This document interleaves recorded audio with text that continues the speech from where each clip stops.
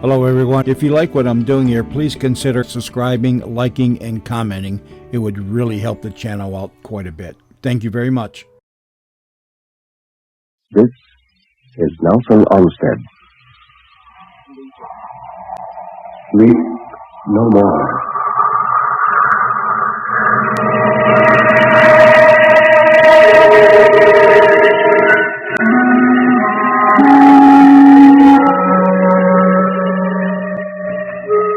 Sleep no more. Turn down the lights. Sink back in your chair and don't drift into the shadows. In the shadows, there may be moving things. Tonight, it may be, you will sleep no more.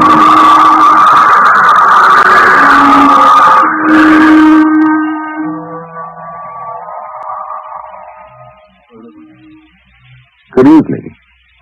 This is Ben Grauer introducing tonight's Tale of Terror, told by Nelson Olmsted on the National Broadcasting Company's presentation of Sleep No More. The story of terror can be as simple as a sheeted ghost rattling chains. It can be a complex and hidden world of horror, lurking in such unholy dimensions as only the dead and the moonstruck can glimpse. Or it can be those terrible, fathomless shadows which lie buried deep in the primitive mind of civilized man. And for this evening, well, Nelson Olmsted, tell us about this evening's story. Once in a while in my reading, I come across a short story so different, so powerful, so well written, that I can't forget it. Our first story tonight is a case in point, written by one of England's masters of the short story art, A.M. Burrage. It's about a man who went out of his way to scare himself to the absolute limit. Listen while I tell you about the Waxwork.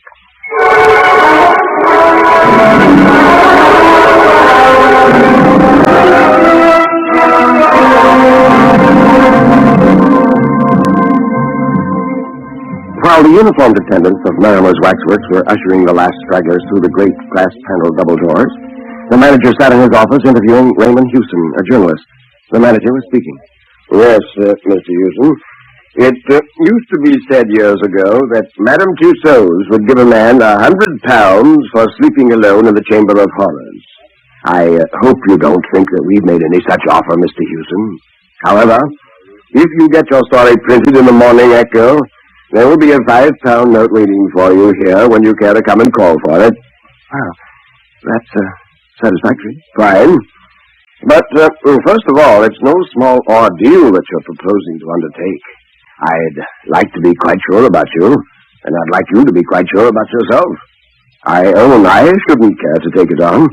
I've seen those wax figures dressed and undressed, and I know all about the process of their manufacture.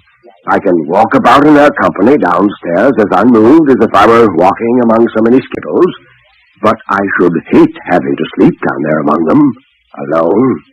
Well, why? I don't know. There isn't any reason. I don't believe in ghosts. It's just that I couldn't sit alone among them at night with their seeming to stare at me the way they do. No, the whole atmosphere of the place is unpleasant. And if you are susceptible to atmosphere, I warn you that you are in for a very uncomfortable night. Hewson had known that from the moment when the idea had first occurred to him. His soul thickened at the prospect, even while he smiled casually upon the manager. But he had a wife and family to keep, and for the past month, he had found almost no newspaper work. Here was a chance not to be missed. The price of a special story in the Morning Echo with a £5 note to add to it. It meant comparative wealth and luxury for a week, and freedom from the worst anxieties for a fortnight. Besides, if he wrote the story well, it might lead to an offer of regular employment. So, he said to the manager, I've already promised myself an uncomfortable night because your murderer's den is obviously not fitted up as a hotel bedroom. But I don't think your waxworks will worry me much. You're not superstitious. Not a bit. But you're a journalist. You must have a strong imagination. The news editors for whom I work have always complained that I haven't any. Yeah, there is one condition I'm afraid I must impose upon you. I must ask you not to smoke. Yes, we had a fire scare down in the murderer's den earlier this evening. I don't know who gave the alarm, but it was a false one.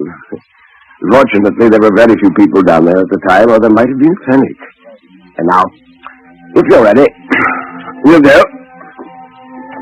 Houston followed the manager through half a dozen rooms where attendants were busy shrouding the wax figures. Beyond these rooms was the murderer's den. It was a room of irregular shape with a vaulted roof. By design, an eerie and uncomfortable chamber whose atmosphere invited its visitors to speak in whispers. The waxwork murderers stood on low pedestals. The manager, walking around with Houston, pointed out several of the more interesting of these unholy criminals, and Houston pointed and whispered, "Who's that?" "Oh, I was coming to him. And come and have a good look at it. Oh, this is our star boarder, Dr. Burdett." "Huh? Yes, I think I've heard the name, but I forget in connection with what." "Well, you'd remember better if you were a Frenchman. For some long while, that man was the terror of Paris, yes. As he carried on his work of healing by day and throat-cutting by night when the fit was on him. He killed for the sheer devilish pleasure it gave him to kill, and always in the same way, with a razor. After his last crime, he left a clue behind which set the police upon his track. One clue led to another, and before very long, they knew that they were on the track of the Parisian equivalent of our Jack the Ripper. But when he realized that the police were closing about him, he mysteriously disappeared. And ever since, the police of every civilized country have been looking for him." Yes, well, I don't like him at all. What eyes he's got. Yes. This wax figure's a little masterpiece. You find the eyes bite into you? Well, now, that's excellent realism, then. For Burdett practiced mesmerism and was supposed to mesmerize his victims before dispatching them. Huh. Wait, I thought I saw him move. Yes. You have more than one optical illusion before the night's out, I expect. You shan't be locked in. You can come upstairs when you've had enough of it. Well, good night, Mr. Houston. Good night. I'll see you in the morning. The manager left, and Houston got ready for the night. He wheeled the armchair a little way down the central gangway and deliberately turned it so that its back was toward the effigy of Dr. Burdett. For some undefined reason, he liked Dr. Burdett a great deal less than his companions. Busying himself with arranging the chair, he was almost lighthearted. But when the attendant's footfalls had died away and a deep hush stole over the chamber, he realized that he had no slight ordeal before him. The dim, unwavering light fell on the rows of figures which were so uncannily like human beings that the silence and the stillness seemed unnatural and even ghastly. The eyes of Dr. Burdett's effigy haunted and tormented him, and he itched with a desire to turn and look. At last he could stand it no longer, and quickly looked behind him. Among the many figures standing in the stiff, unnatural poses, the effigy of the dreadful little doctor stood out with a queer prominence. Houston looked into the doctor's eyes for one agonized second, and turned again to face the other direction. It struck him, in a moment or two, while he'd looked behind him, that there had been the least subtle change in the grouping of the figures in front. Houston held his breath for a moment, and then drew his courage back to him as a man lifts the weight. He remembered the words of more than one news editor and laughed savagely to himself, saying, "Yes, they tell me I've got no imagination." He thought this was very cowardly and very absurd. They were only waxworks, and they couldn't move. Let him hold that thought, and all would be well. But then, why all that silent unrest about him? A subtle something in the air which didn't quite break the silence and happened whichever way he looked, just beyond the boundaries of his vision. Suddenly, he heard somebody breathing. He swung around quickly to encounter the mild but baleful stare of Dr. Burdett. No change. Oh, this was a little too much. It was bad enough that the waxwork effigies of murderers should move when they weren't being watched, but it was intolerable that they should breathe. Somebody was breathing. Or was it his own breath, which sounded to him as if it came from a distance? He sat rigid, listening and straining, until he exhaled with a long sigh. His own breath, after all, or, if not, something had divined that he was listening and had at that moment ceased breathing. Now, this would not do. This distinctly would not do. He must clutch at something, grip with his mind upon something which belonged essentially to the workaday world, to the daylight London streets. He was Raymond Hewson, an unsuccessful journalist, a living and breathing man. And these figures grouped around him were only dummies, so they could neither move nor whisper. Still, the gaze of Dr. Burdett urged, challenged, and finally compelled him to turn. Hewson half turned and then swung his chair so as to bring him face to face with those dreadful hypnotic eyes. Hewson's own eyes were dilated, and his mouth lifted at the corners in a snarl. And then Hewson spoke and woke 100 sinister echoes. "You moved, blast you! Yes, you did! I saw you!" And then he sat quite still, staring straight before him, like a man found frozen in the Arctic snows. Dr. Burdett's movements were leisurely. He stepped off his pedestal with the mincing care of a lady alighting from a bus. He stepped off the platform and sat down on the edge facing Hewson. And then he nodded and smiled, and he said, "Good evening." He spoke in perfect English with only a trace of foreign accent. I need hardly tell you that not until I overheard the conversation between you and the worthy manager of this establishment did I suspect that I should have the pleasure of a companion here for the night. Now, you cannot move or speak without my bidding, but you can hear me perfectly well. Now, something tells me that you are, shall I say, nervous? My dear sir, have no illusions. I am not one of these contemptible effigies miraculously come to life. I am Dr. Burdett himself. Let me explain. Circumstances with which I need not fatigue you have made it desirable that I should live in England. I was close to this building this evening when I saw a policeman regarding me a bit too curiously. So I mingled with the crowd, and I came in here, and an inspiration showed me a certain means of escape. I raised a cry of fire, and when all the fools had rushed up the stairs, I stripped my effigy of the caped coat, which you behold me wearing. I donned it, I hid my effigy under the platform at the back, and I took its place on the pedestal. I own that I've spent a very fatiguing evening, but fortunately I was not always being watched and had opportunities to draw an occasional deep breath and ease the rigidity of my pose. Oh, one small boy screamed and exclaimed that he saw me moving. I understood that he was to be whipped and put straight to bed on his return home, and I can only hope that the threat has been executed to the letter. I am obliged to the chance which brought us together tonight, and perhaps it would seem ungrateful to complain. From motives of personal safety, my activities have been somewhat curtailed of late years, and I am glad of this opportunity of gratifying my somewhat unusual whim. But you have a skinny neck, sir, if you will overlook a personal remark.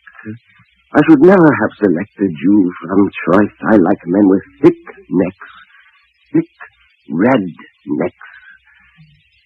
This, which I have in my hand, is a little French razor. They're not much used in England, but perhaps you know them? Yes, one stops them on wood. The blade, you will observe, is very narrow. They do not cut very deep, but deep enough. In just one little moment you will see for yourself. Now, my friend, you will have the goodness to raise your chin a little. Thank you. A little more. Just a little more. Thank you. Merci, monsieur. Merci, merci. In the morning, the sunrise began to mingle with subdued light from the electric bulbs. And this mingled illumination added a certain ghastliness to a scene which needed no additional touch of horror. The Waxwork figures stood apathetically in their places. In their midst, on the center gangway, Hewson sat still, leaning far back in his armchair. His chin was up-tilted, as if he were waiting to receive attention from the barber. And although there was not a scratch upon his throat, nor anywhere on his body, he was cold and dead. His previous employers were wrong in having him credited with no imagination. Dr. Burdett, on his pedestal, watched the dead man unemotionally. He didn't move, nor had he moved. After all, how could he? He was only a waxwork.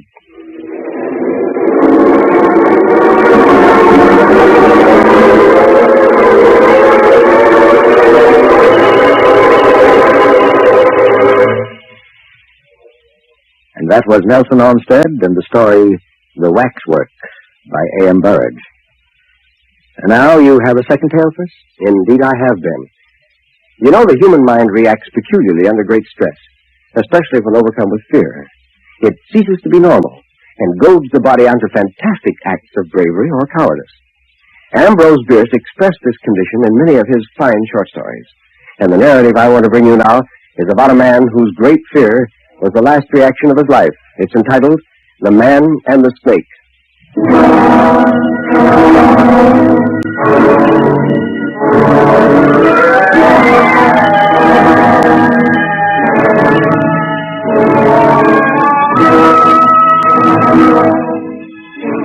Stretched at ease upon a sofa in gown and slippers, Harker Brayton smiled as he read from Morrister's Marvels of Science. It was an ancient book with its archaic English, which stated, "It is a veritable report, and attested of so many, that there be now of wise and learned none to gainsay it, that ye serpent, his eye, hath the magnetic property, that whoso falleth into its swaying is drawn forwards in despite of his will, and perisheth miserable by ye creature his bite." Brayton smiled again as he thought. The only marvel in the matter is that the wise and learned in Morris's day should have believed that snakes could hypnotize their human victims. And a train of reflection followed. For Brayton was a man of thought, and he unconsciously lowered his book without altering the direction of his eyes. As soon as the volume had gone below the line of sight, something in an obscure corner of the room recalled his attention to his surroundings. What he saw, in the shadow under his bed, was two small points of light, apparently about an inch apart. They might have been reflections of the gas jet above him in metal nail heads. He gave them but little thought and resumed his reading. A moment later, some impulse which it didn't occur to him to analyze, impelled him to lower the book again and look for what he saw before.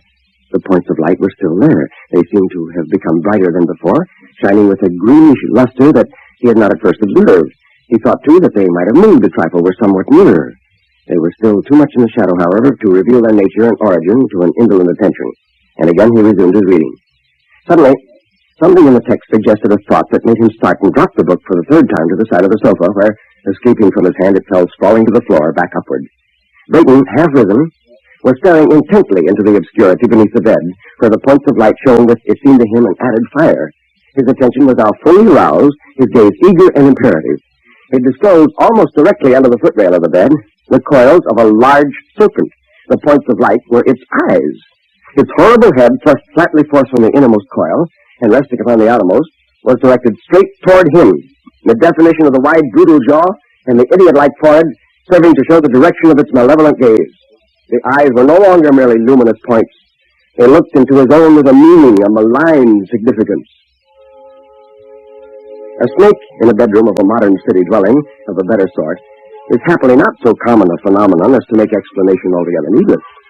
Harker Brayton, a bachelor of 35, returning to San Francisco from all manner of remote and unfamiliar countries, had gladly accepted the hospitality of his friend, Dr. Druring, the distinguished scientist. Dr. Druring's house, a large, old-fashioned one in what is now an obscure quarter of the city, had an outer and visible aspect of proud reserve. It plainly would not associate with the contiguous elements of its altered environment, and appeared to have developed some of the eccentricities which come of isolation. One of these was a wing, which was a combination of laboratory, menagerie, and museum. It was here that the doctor indulged the scientific side of his nature in the study of reptiles. He loved nature's vulgarians and described himself as the Zola of zoology. His wife and daughters, not having the advantage to share his enlightened curiosity regarding the works and ways of our ill-starred fellow creatures, were with needless austerity excluded from what he called the snakery. Architecturally, and in point of furnishing, the snakery had a severe simplicity befitting the humble circumstances of its occupants, many of whom, indeed, could not safely have been entrusted with the liberty that is necessary to the full enjoyment of luxury, for they had the troublesome peculiarity of being alive. In their own apartments, however, they were under as little personal restraint as was compatible with their protection from the baneful habit of spoiling one another. And as Brayton had thoughtfully been appraised, it was more than a tradition that some of them had at divers times been found in parts of the premises where it would have embarrassed them to explain their presence. Despite the snakery and its uncanny associations, to which indeed he gave little attention, Brayton found life at the Druring mansion very much to his mind. Beyond a smart shock of surprise and a shudder of mere loathing, Mr. Brayton was not greatly affected by the sight of a huge snake under his bed. His first thought was to ring the call bell and bring a servant. But although the bell cord dangled within easy reach, he made no movement toward it. It had occurred to his mind that the act might subject him to the suspicion of fear, which he certainly didn't feel. He was more keenly conscious of the incongruous nature of the situation than affected by its peril. It was revolting, but absurd. The reptile was of a species with which Brayton was unfamiliar. Its length he could only conjecture. The body at the largest visible part seemed about as thick as his forearm. In what way was it dangerous, if in any way? Was it venomous? Was it a constrictor? He didn't know. Brayton rose to his feet and prepared to back softly away from the snake without disturbing it if possible, and through the door. Should the monster follow, a rack of murderous Oriental weapons hung on the wall, from which he would snatch one to suit the occasion. Brayton lifted his right foot free of the floor to step backward. That moment, he felt a strong aversion to doing so. He lifted the foot a little higher by slightly bending the knee and thrust it sharply to the floor, an inch in front of the other. He couldn't think how that occurred. A trial with the left foot had the same result. It was again in advance of the right. His hand was grasping the back of a chair. The arm was straight, reaching somewhat backward. One might have said he was reluctant to lose his hold.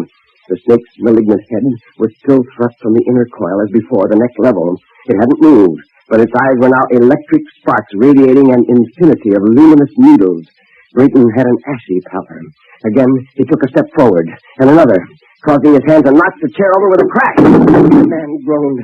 The snake made neither sound nor motion, but its eyes were two dazzling suns. The reptile itself was wholly concealed by them. They gave off enlarging rings of rich and vivid colors, which at their greatest expansion successively vanished like soap bubbles. They seemed to approach his very face, and again were an immeasurable distance away. He heard, somewhere, the continued throbbing of a great drum. The desultory burst of far music, inconceivably sweet, like the tones of an alien harp. He knew it was the sunrise melody of Memnon's statue, as though he stood in the Nile-side reeds, hearing with exalted sense that immortal anthem through the silence of the centuries. Music ceased, rather, it became by insensible degrees the distant roll of a retreating thunderstorm. A landscape glittering with sun and rain stretched before him, arched with a vivid rainbow, framing in its giant curve 100 visible cities. In the middle distance, a vast serpent wearing a crown reared its head out of its voluminous convolutions and looked at him with his dead mother's eyes. Suddenly, this enchanting landscape vanished at a blank. Something struck him a hard blow upon the face and breast. He had fallen on the floor. The blood ran from his broken nose and his bruised lips. For a moment he was dazed and stunned and lay with closed eyes, his face against the floor. In a few moments he had recovered and then realized that his fall, by withdrawing his eyes, had broken the spell which held him. He felt that now, by keeping his gaze averted, he would be able to retreat. But the thought of the serpent within a few feet of his head, yet unseen, perhaps in the very act of springing upon him and throwing its coils around his throat, was too horrible. He lifted his head, stared again into those baleful eyes, and was again in bondage. What ensued was a fearful scene. The man, prone upon the floor, within a yard of his enemy, raised the upper part of his body upon his elbows, his head thrown back, his legs extended to their full length. His face was white between his gouts of blood. His eyes were strained open to their uttermost extension. There was froth upon his lips. It dropped off in flakes. Strong convulsions ran through his body, making almost serpentine undulations.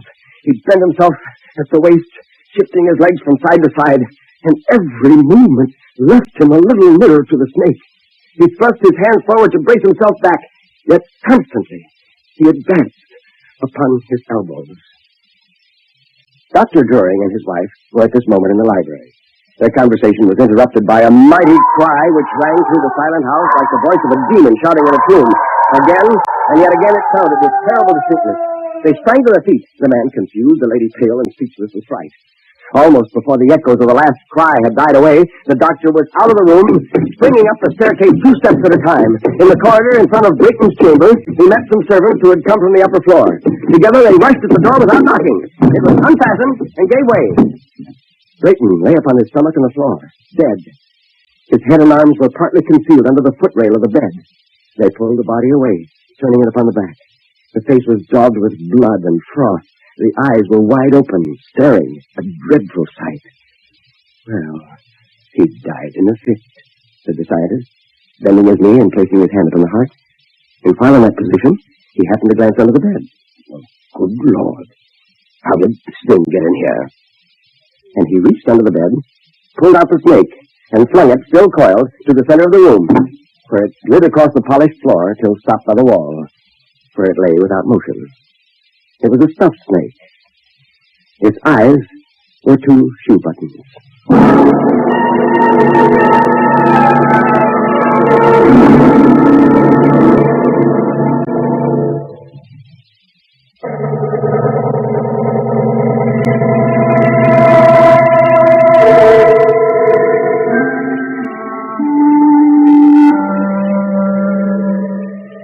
You can turn up the lights now.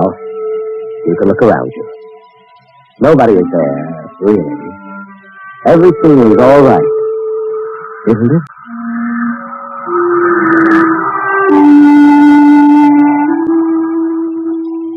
Now here is Nelson Olmsted to tell us about next week. Mr. Olmsted. Well then, two ghost stories. One is by Christopher Isherwood, about a man who, for reasons he doesn't understand, is able to get brief glimpses into the future. It's entitled, I Am Waiting. The second, Browdian Farm by A.M. Burridge, might best be described as an old-fashioned ghost story about a haunted house.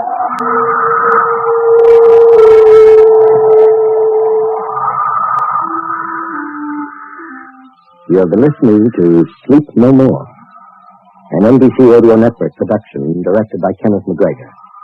Mr. Olmsted's albums are recorded exclusively for Vanguard Records. Until next week, when Nelson Olmsted will again be here in person, this is Ben Grauer bidding you good night.